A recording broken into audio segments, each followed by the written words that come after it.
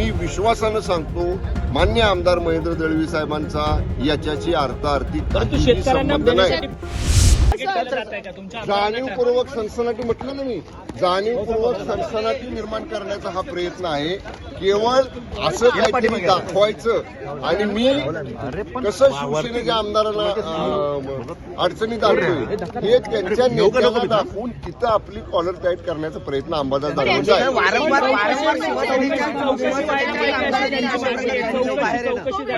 अहो आम्हीच म्हणतोय ना, कसलीही कुठलीही चौकशी करा, आम्हाला त्याच्याशी अडचण नाही. काय जी काय चौकशी यंत्रणा लावायची ती लावा.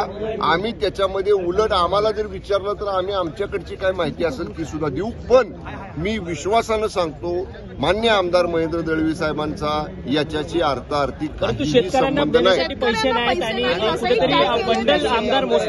आमदार मोजताना दिसलेत का तुम्हाला? मी एक सांगतो मीडिया लोकांना, मीडियाच्या माध्यमांना माझी विनंती आहे की तुम्ही आता त्याची चौकशी होऊ द्या ना.